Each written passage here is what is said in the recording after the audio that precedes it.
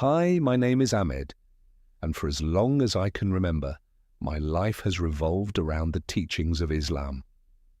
I was born into a devout family, where faith wasn't just something we practiced, it was the foundation of everything we did. 5 times a day, I would bow in prayer, reciting verses from the Quran with deep reverence. The mosque felt like home, my sanctuary, a place where I could always find peace and guidance. I took pride in my devotion, truly believing that my commitment to Allah and the principles of Islam would one day lead me to eternal salvation. My understanding of the world was shaped by the Quran and the teachings of Prophet Muhammad, peace be upon him. I spent countless hours studying hadiths, memorizing important surahs, and seeking answers to life's big questions through Islamic scholarship. There was a rhythm to my life, a sense of clarity and purpose that came from believing I was walking the straight path, exactly as the Quran described. But even with that deep-rooted faith, I couldn't completely silence the occasional whispers of doubt. Sometimes, late at night, I'd lie awake, wondering about the nature of God and what salvation truly meant. The Quran taught that every deed would be weighed on the day of judgment. But what if my good deeds weren't enough? What if, after all my efforts, my sins still outweighed the good? These thoughts would creep in and then quickly be buried under prayer, study, and my daily routine. But they were always there, lingering in the background like a faint shadow. I had always been curious about other religions. As a student of theology, I found it fascinating to explore different beliefs, especially Christianity. But to me, Christianity felt flawed. The idea that Jesus could be the Son of God just didn't make sense. In Islam, Jesus was a prophet, respected and revered, yes, but still a man, no different from the other prophets. The Trinity confused me, and the concept of salvation through grace alone seemed like a shortcut, almost as if it ignored personal responsibility and the importance of striving to do good. For years, I held tightly to these beliefs. I would debate Christians whenever I had the chance, confident in my arguments, quoting the Quran and pointing out what I saw as contradictions in the Bible. My faith felt rock solid, and I took pride in defending Islam with logic and conviction. But underneath all that certainty, those quiet doubts still lurked. Everything changed during a visit to see my family in another city. The day started like any other. I woke up early for Fajr prayer, said my usual supplications, and spent part of the morning discussing theology with my younger brother. By the afternoon, though, I started feeling off, just a little discomfort in my chest, nothing too concerning. I brushed it off, assuming it was indigestion or something minor. But as the evening went on, the discomfort turned into a sharp, stabbing pain that made it hard to breathe. "We're going to the hospital," my brother said, grabbing his keys. I protested, like I always did with anything medical. "It's probably nothing. I'll be fine." But I wasn't fine. By the time we reached the emergency room, I could barely stand. The doctors ran tests, their expressions growing more serious with each passing minute. Within an hour, I was lying in a hospital bed, hooked up to machines, trying to process the fact that my life might never be the same. The words hit me like a punch to the gut, a severe heart attack. My mind raced, struggling to make sense of it. A heart attack? At my age? It felt impossible. I had always taken care of myself, eating well, staying active, praying regularly. How could this be happening to me? As the doctors worked to stabilize me, a wave of fear crashed over me, a fear unlike anything I had ever felt before. My thoughts darted from my family to my life, to all the prayers I hadn't yet offered. Was this it? Was this how my story ended? Was I about to stand before my Creator unprepared, and unsure of my fate. The room started to blur, the voices of the doctors and nurses melting into a distant hum. My chest felt like it was being crushed, every breath more labored than the last. I closed my eyes and began whispering the Shahada, the declaration of faith I had known since childhood, La ilaha illallah, Muhammadur Rasulullah. Over and over I clung to those words, desperate to hold on to the one thing I believed could save me. Then, darkness. Everything faded, no pain, no sound, no light, just silence. But within that silence there was something, a presence, a sense that I wasn't alone, that someone or something was waiting for me. The darkness didn't last. It shifted, thinned somehow, like a veil being slowly pulled back. I wasn't sure how I knew it, but deep down I felt it. My life was about to change forever. When I opened my eyes, or at least I thought I did, I wasn't in my body anymore. It was the strangest sensation, like floating, except I felt no weight, no gravity. I glanced down and saw myself lying there on the hospital bed, doctors and nurses moving frantically around me. My chest rose and fell in shallow, uneven breaths, the machines beeping in alarm. My brother stood nearby, his face pale with fear, his knuckles white as he gripped the back of a chair. I should have panicked, but instead I felt calm, eerily calm, like I was just watching a scene unfold in front of me, a spectator to my own life. I tried to speak, to call out to my brother, to tell him I was still here, but no sound came out. In fact, I wasn't even sure I had a mouth in this strange, weightless form.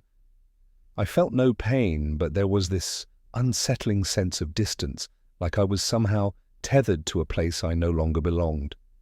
I could see everything, but I couldn't touch or influence any of it. What is happening to me? The question echoed in my mind, and for the first time the thought hit me like ice. Am I dead? The chill that followed was unlike anything I'd known. My faith had always taught me what came after death.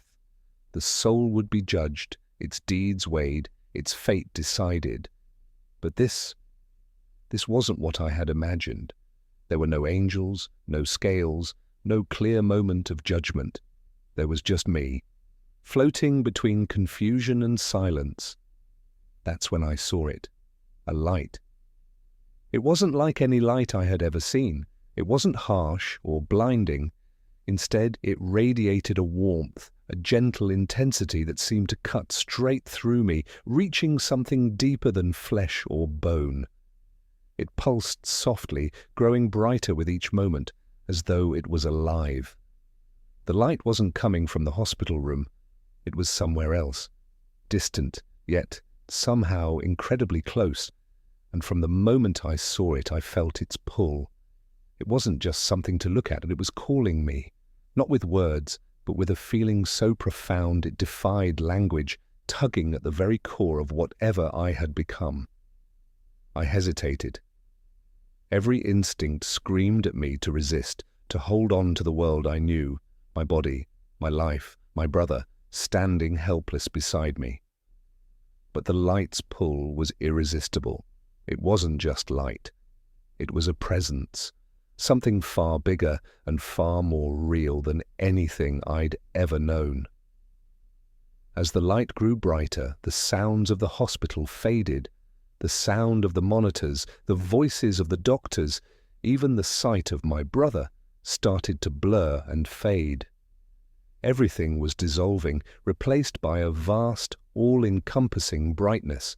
It wasn't harsh or blinding, but alive, pulling me in. I felt like I was being drawn through a tunnel, the light growing brighter and closer with every passing second. At first I resisted.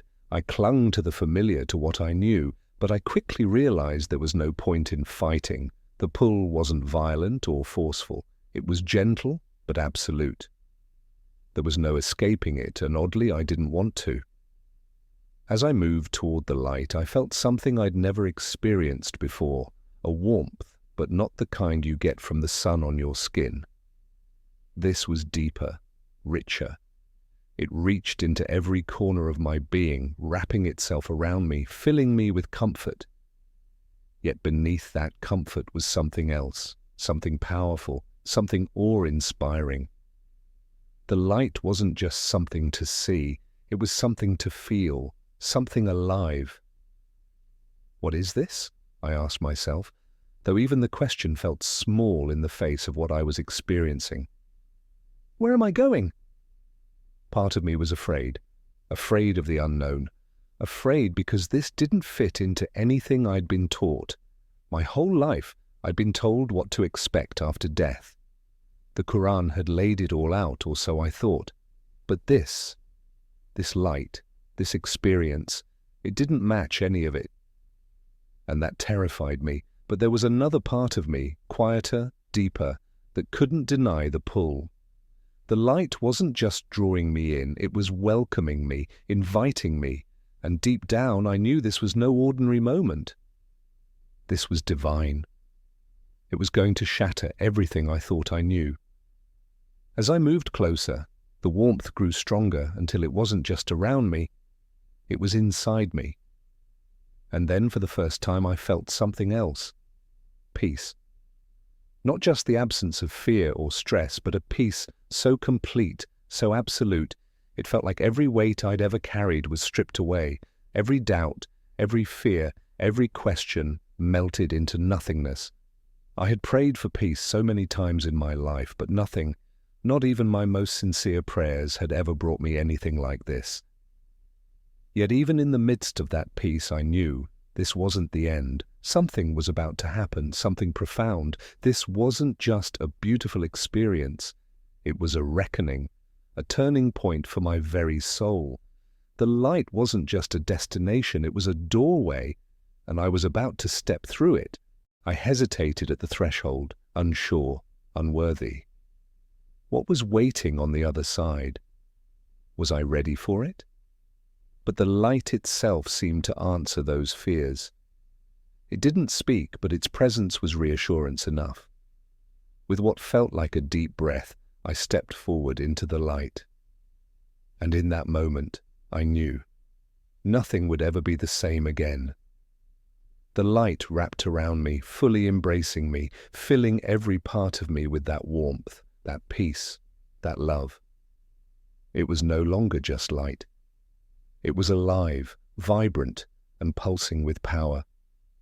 I wasn't just standing in light, I was standing in the presence of something infinitely greater than myself. Something beyond words, beyond imagination. And then I saw him. At first, it was hard to make sense of it. A figure emerging from the brilliance, radiating a presence so overwhelming I could hardly breathe. Yet that presence wasn't crushing, it was tender. It was love itself. Love so powerful it had weight, filling the air around us. He stepped closer, and with every step, waves of love and compassion washed over me. Not just feelings, but a living presence of love that surrounded me, filled me, knew me. Who are you? I managed to whisper. My voice felt so small, so fragile, in the enormity of that moment. He looked at me, and in his eyes I saw everything. He saw me, every piece of me. My heart, my soul, every mistake, every fear, every unspoken thought. And yet there was no condemnation, only understanding, only love. I am Jesus, he said. The words hit me like a thunderclap. Jesus. My mind reeled, struggling to process what I was seeing, what I was hearing. As a Muslim, I had always believed in Jesus, but as a prophet, nothing more. The idea that he could be something greater, something divine, was unthinkable. I had spent my life rejecting that very thought, debating it, defending my faith against it. And yet here he was. He was more real than anything I had ever seen, ever felt. This can't be, I whispered, more to myself than to him. You're just a prophet. But Jesus only smiled, a smile filled with patience, understanding, and kindness. You have many questions, Ahmed, he said softly. and I'm here to help you find the answers. I wanted to argue, to push back, to make sense of the impossible. But before I could speak, the world around us shifted. Scenes unfolded before my eyes, vivid and alive, as though I were being transported across time itself. The first scenes were familiar, stories from the Quran. I saw Jesus healing the sick, giving sight to the blind, even raising the dead. I had always believed those miracles, but seeing them, feeling the power in them, was something else entirely. His touch carried compassion, but also undeniable authority. Then the scenes changed. I saw moments I didn't recognize from the Quran, moments from the Bible. Scenes I had dismissed or ignored.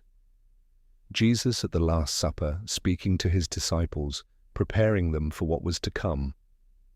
There was a love in his eyes, something so vast, so boundless, it felt like it transcended anything I had ever known or could ever understand. I saw him in the garden, praying. His anguish was raw, so real I could almost feel it myself as he prepared to sacrifice himself. And then I saw the crucifixion. I wanted to look away, but I couldn't. I saw the nails driven into his hands. I saw the crown of thorns pressing into his brow. The pain carved into his face was unbearable to witness, and yet, even in the depths of that agony, there was something else, a strength, a purpose. This wasn't meaningless suffering. It was love, love beyond anything I had ever imagined. Why? My voice trembled as I asked. Why would you do this?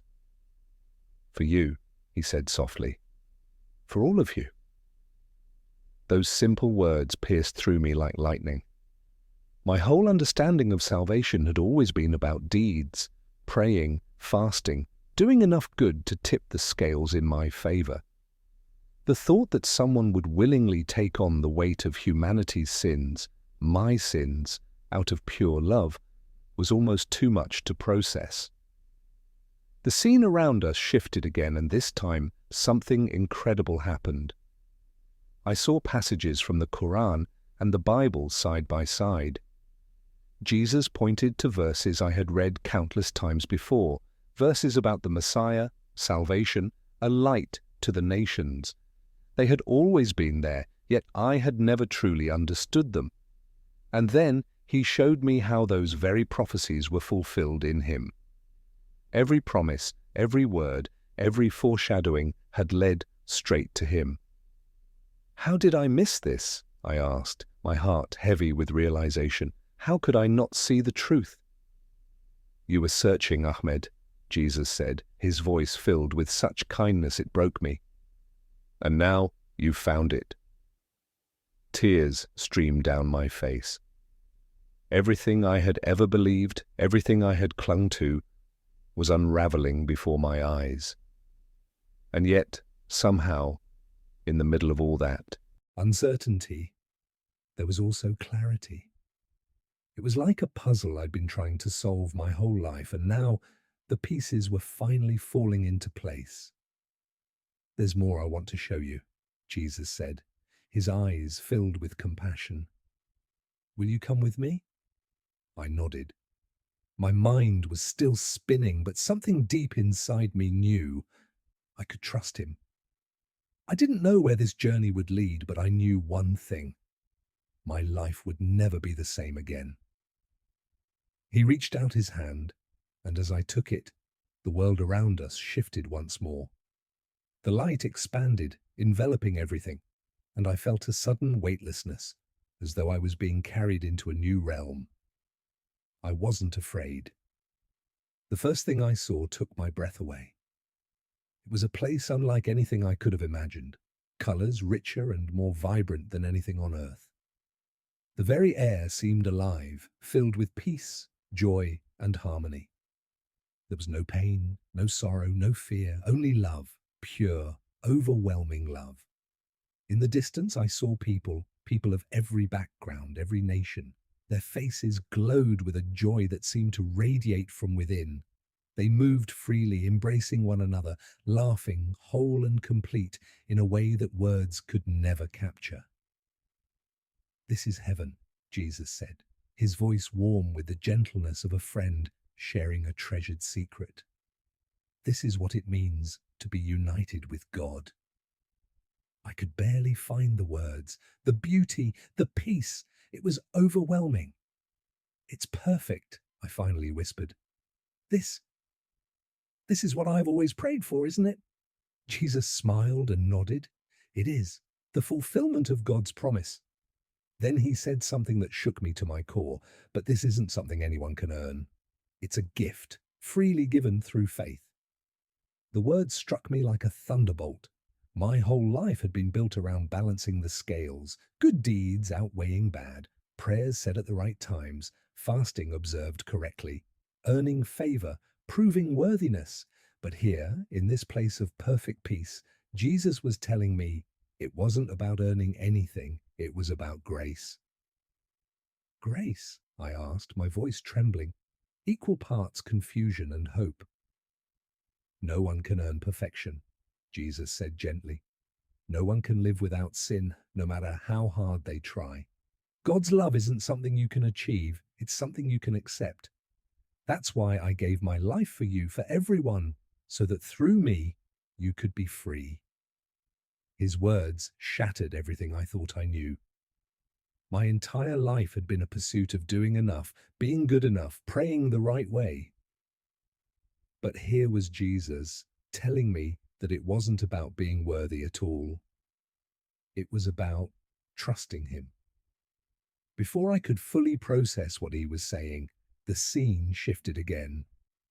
The light and warmth faded, replaced by something heavy and cold. The air grew thick, oppressive, like it was pressing down on my chest. In the distance, I heard faint cries, anguished, desperate, hopeless. "This is hell," Jesus said, his voice full of sorrow. "This is what separation from God looks like." I didn't want to see it, but I couldn't look away.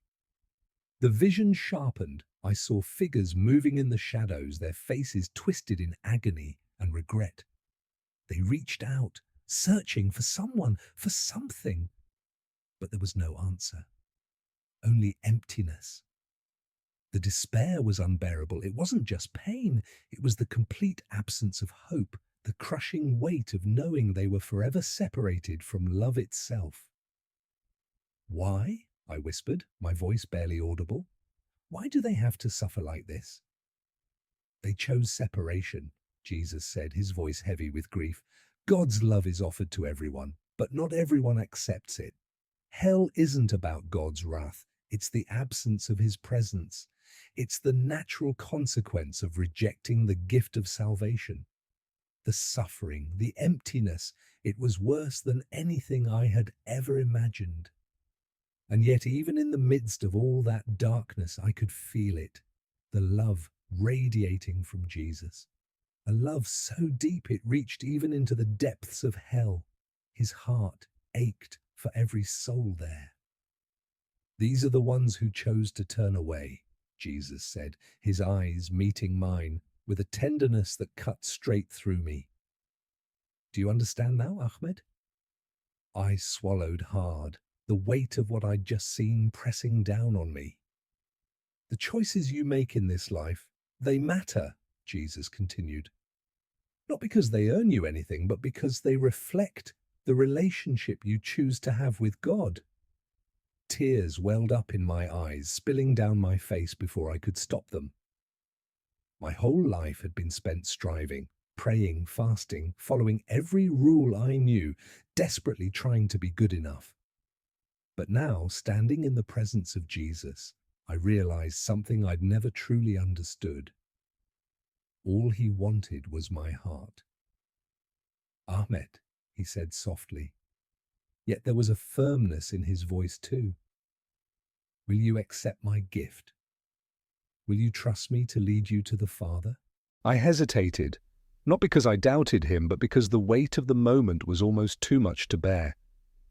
Everything I'd believed, everything I'd built my life on was being turned upside down.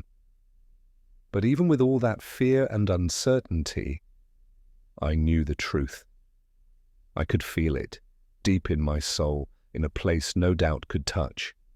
"Yes," I whispered, my voice breaking under the weight of it all. "I trust you." The light around us grew even brighter, warmer, richer, wrapping around me like a blanket. And with it came a peace unlike anything I'd ever known. Not just peace, freedom. Freedom from fear, freedom from striving, freedom from the crushing burden of trying to earn what could only ever be given. "There's more for you to do," Jesus said, his voice filled with purpose. "You must go back and share what you've seen." "Go back?" I asked, startled. The thought of leaving this place, leaving him, felt unbearable. "But I want to stay here, with you." He smiled, a smile so full of comfort and challenge that I didn't know whether to weep or laugh. "Your time here isn't finished yet," he said gently. "There are people who need to hear your story, Ahmed. They need to know the truth." The light around me began to shift again, and I felt it, a pull, tugging me back toward the world I had left behind. I didn't want to go. Everything in me wanted to stay, but I knew I couldn't. He had given me a purpose, and I couldn't ignore it. As the brilliance of heaven and the shadows of hell faded from view, his final words echoed in my heart. "Go, Ahmed. Share the truth. I will be with you always." When I opened my eyes, the radiance was gone. Harsh fluorescent lights flickered overhead, and the familiar antiseptic scent of the hospital filled my nose. Pain burned in my chest, and the beeping of machines rang in my ears. I was back. Voices filled the room, urgent, relieved. "He's back!" one of the doctors shouted. I blinked, my vision still blurry, trying to make sense of where I was and what had just happened. My brother's face appeared beside me, his eyes wide with a mix of shock and overwhelming relief. "Ahmed, can you hear me?" His voice trembled, thick with emotion. I nodded weakly, but the words wouldn't come. My mind was racing, torn between the world I'd just returned to and the one I couldn't forget. I had been with Jesus. I had seen heaven and hell. And now, somehow, I was back in this broken world, lying in a fragile body, surrounded by people who couldn't possibly understand what I had just experienced. The doctors hovered over me, talking in hushed, astonished tones. "It's a miracle," one of them muttered, shaking his head. "We thought we'd lost him." My brother's grip on my hand tightened, tears streaming down his face. "Alhamdulillah," he whispered. "You're alive." Alive. The word felt strange, like it no longer fit. Moments ago, or what felt like moments, I had been standing in eternity, in a place where life was so much more than breath and heartbeat. I had seen the face of Jesus. I had felt his love. And I had said yes. Now I was here again. Back in a body that felt unfamiliar. Back in a world that suddenly seemed so small. In those first hours, I didn't say much.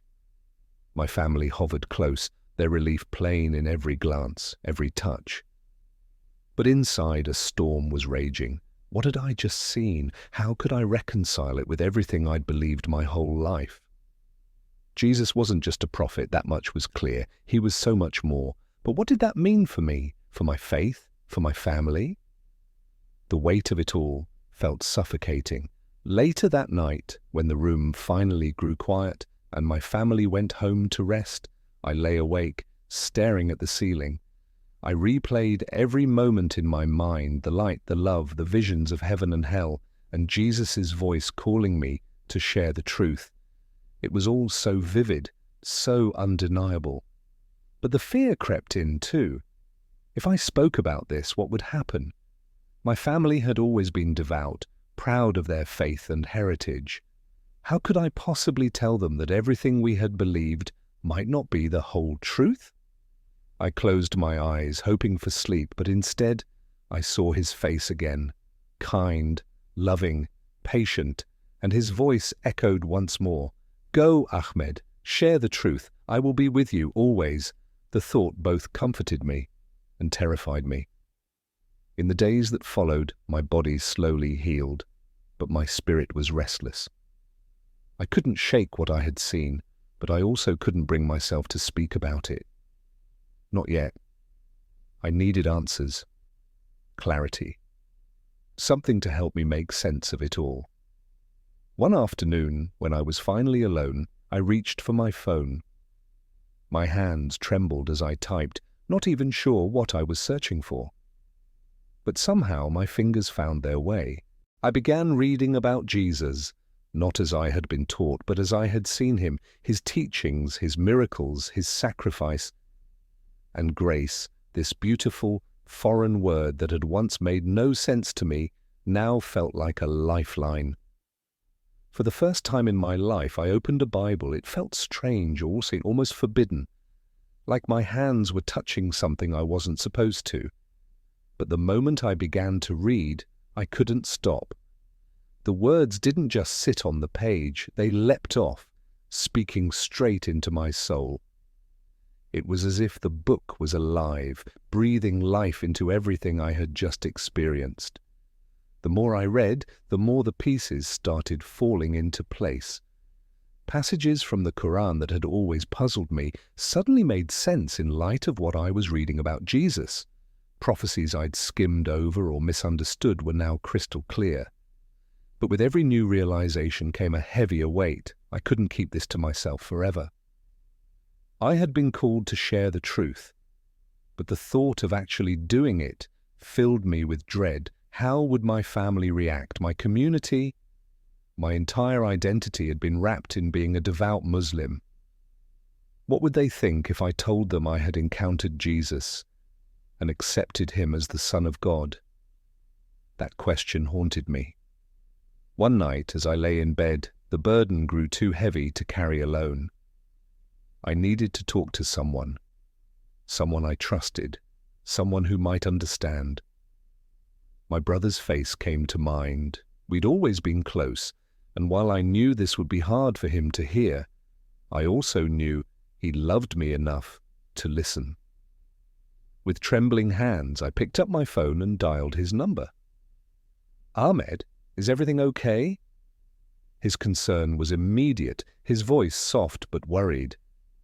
"No," I admitted, my voice shaking.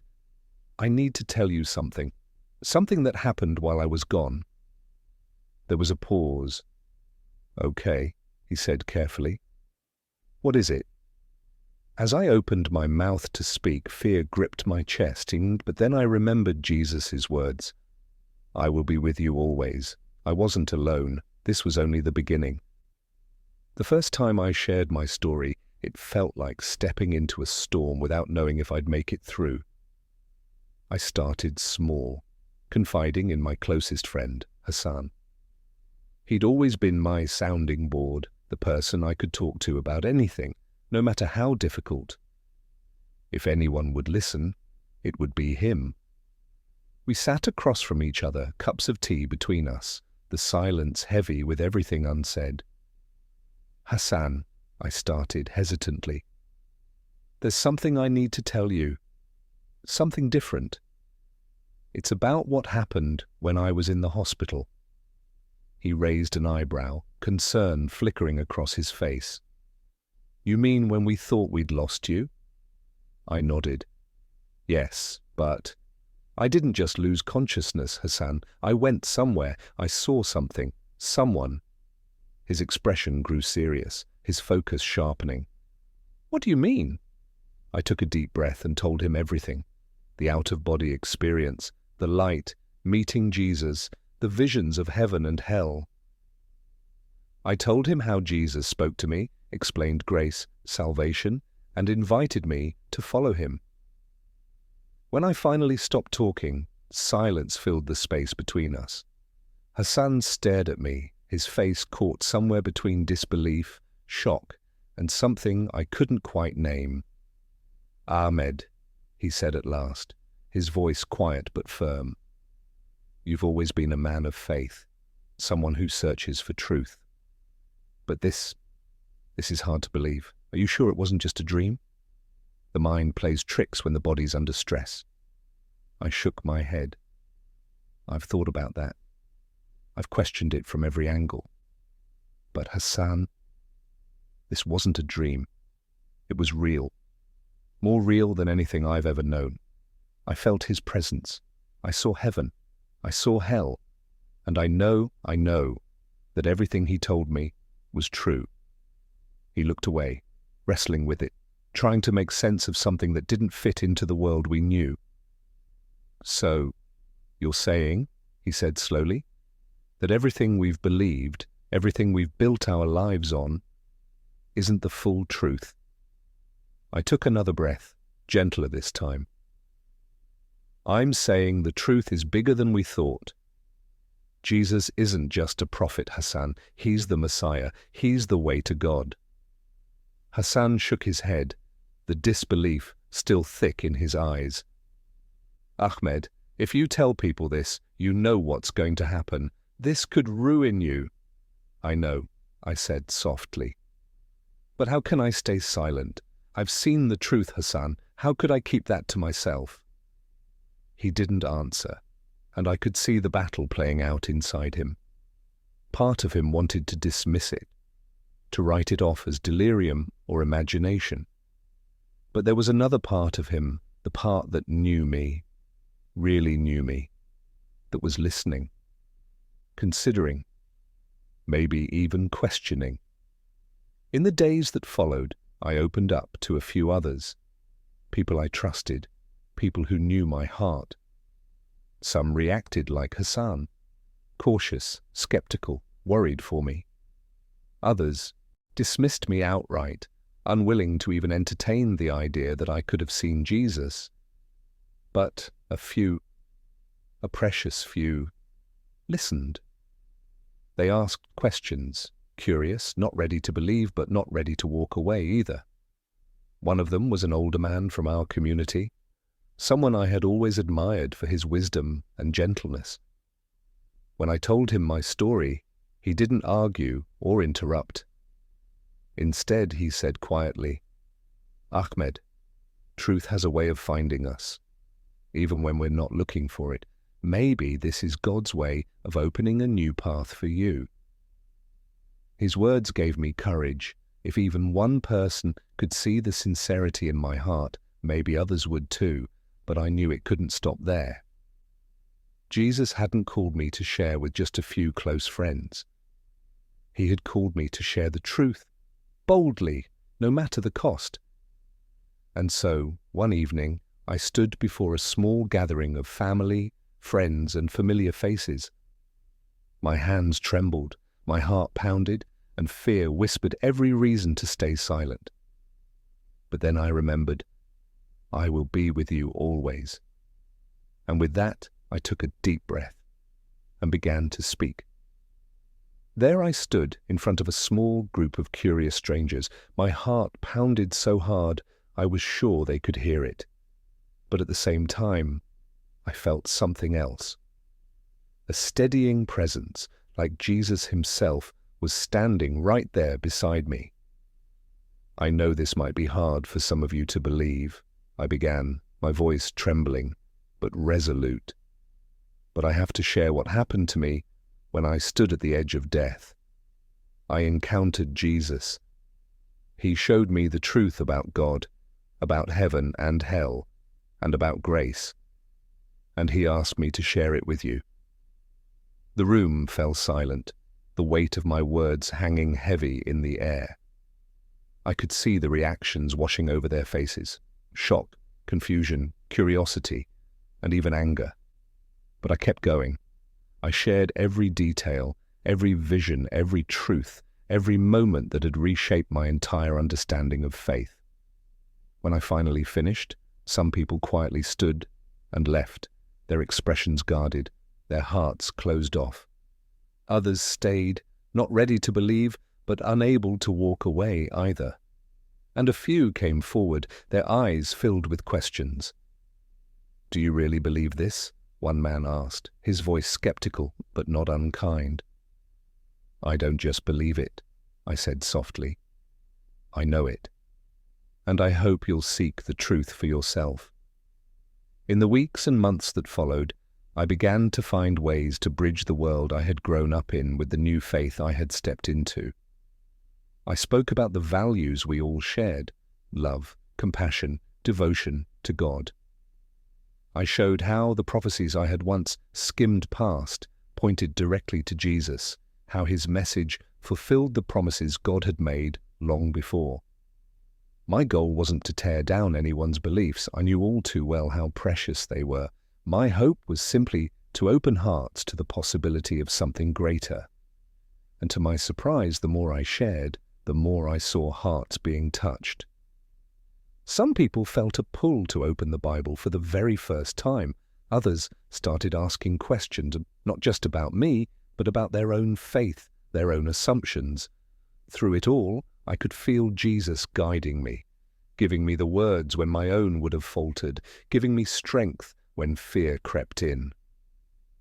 But I also knew this was only the beginning. There were still so many more to reach, so many more moments where courage would be required. And so I prayed, not just for boldness, but for compassion. Because I knew the truth I had found could inspire, but it could also cost me everything. Yet in the depths of my heart, I held on to one unshakable truth. I wasn't alone. Jesus was with me just as he had promised, and that was enough. As I stepped fully into this new life with Jesus, I felt a peace I had never known. For so long, faith had felt like striving, praying the right way, fasting the right way, always hoping I'd done enough to tip the scales in my favor. But now I understood. It wasn't about what I could do, it was about what he had already done. Accepting Jesus as my Savior wasn't easy.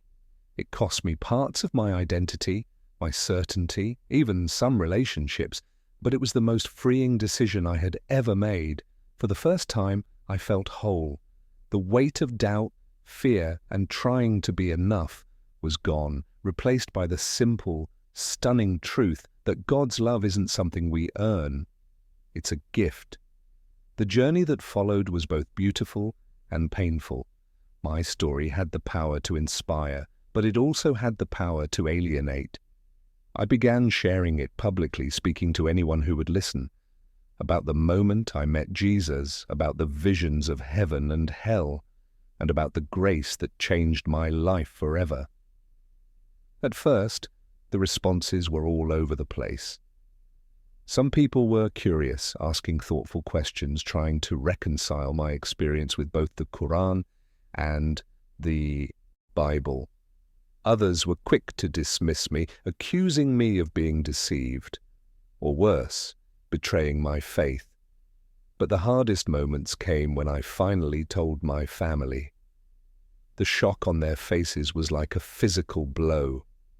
"Ahmed, how could you say these things?" my father asked, his voice trembling, somewhere between anger and heartbreak. "We raised you to honor our faith, to live by the teachings of Islam, and now you're saying it's not enough?" "It's not about rejecting what we've believed," I said gently. "It's about seeing how it's been fulfilled. Jesus isn't just a prophet, Baba. He's the way to God. He showed me himself." My mother's eyes filled with tears, and I could see the battle in her heart. Wanting to understand, but struggling to reconcile my words with the faith she had held her entire life. My siblings were divided, some dismissing my story outright, unwilling to even consider it, while others were quietly curious, though too afraid to admit it out loud. Those were some of the hardest days of my life. The fear of losing them was real, but the call to share the truth was just as real. I prayed constantly, for them, for myself, for God to soften their hearts, even if I couldn't see it happening. And even as doors closed, I found unexpected comfort in a new spiritual family. A local church welcomed me with open arms. not as someone who had traded one religion for another, but as a brother in Christ, someone found by grace. And in those early days, I started to meet others, people with stories like mine, former Muslims, Christians with Muslim families, people caught between two worlds, longing for a bridge. In them, I found hope. And in every conversation, every hard question, and every moment I stood trembling but unwilling to stay silent, I found Jesus, steady, present, faithful. He had promised to be with me, and he always was. As I walked this new path, I started connecting with people from all walks of life, different backgrounds, different cultures, but all with one thing in common. They had encountered Jesus in ways that shook them to their core. Their stories gave me strength, reminding me that I wasn't alone in this transformation. The more I shared my own testimony, the more I began to see lives being touched. People who had once been indifferent to faith suddenly started asking questions. Some who had clung tightly to their beliefs began to wonder, could Jesus really be more than just a prophet?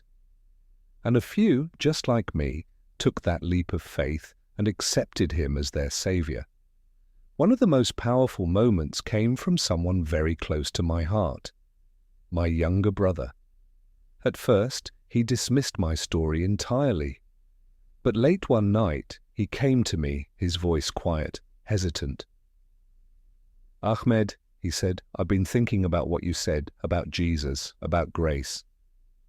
I'm not sure I believe it yet, but I want to learn more." Tears filled my eyes as I pulled him into a hug. "That's all I ask," I told him. "Just seek the truth. Jesus will meet you there." As my journey continued, I realized my background gave me a unique bridge between Islam and Christianity. I didn't approach it as an argument. I spoke about the values we shared, love, devotion, the relentless pursuit of truth. I pointed to the prophecies and passages in the Quran that quietly, yet unmistakably, pointed to Jesus as the Messiah. So many had never seen that connection, but when they did, something softened in their hearts. But I also made one thing clear. Jesus wasn't offering just another religion. He was offering something far deeper, a relationship. A personal connection with God himself, made possible through his sacrifice. It was about grace, forgiveness, and a love so profound it left no room for fear. When I look back now, I can see how God used every part of my story, my upbringing, my doubts, even my hardest struggles, to prepare me for this mission. It hasn't been easy, not by any stretch, but it's been worth it. Every rejection, every difficult conversation, every moment I wondered if I could keep going. It's all been overshadowed by the joy of seeing lives transformed by the truth of Jesus. As I close this chapter of my story, I want to leave you with this. Seeking the truth takes courage. It means being willing to question everything you've ever known. It means stepping into the unknown and trusting that God will meet you there. But I promise you, it's worth it. If something in my story stirred something in your heart, if you feel even the smallest nudge to know more, I encourage you, seek Jesus, open your heart to him. He will meet you exactly where you are. Thank you for walking with me through my journey. If you'd like to share your thoughts or if you'd like me to pray for you, please leave your name in the comments below. And if you want to hear more stories like mine, stories of faith, grace, and the life-changing love of God, check out the videos on your screen.